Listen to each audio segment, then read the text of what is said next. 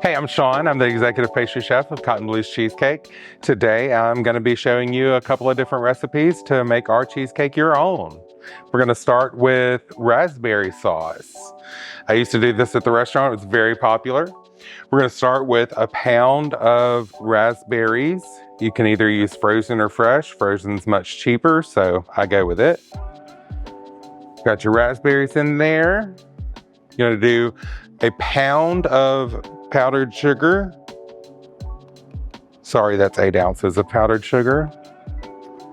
Then we're gonna do the juice of 1 lemon. Always cut the ends off before I cut the middle off, just to get maximum amount of juice in there.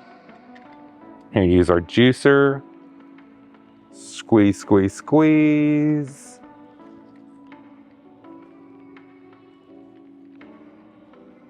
And the other half, squeeze, squeeze, squeeze.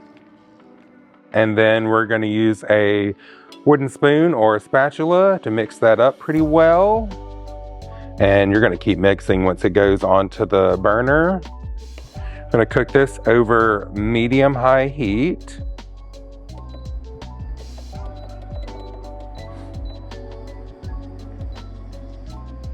Just keep mixing, mash those berries up so they start being juicy and get everything all incorporated. Then we're just gonna let it come to a boil. And it's been about 5 minutes. We're nice and thick, and we're gonna transfer it to a pan. Once it's in that pan, we're gonna put it in the fridge, get it nice and chilled. You do wanna make sure it is thoroughly chilled. Overnight is best. I actually have some that I've already chilled.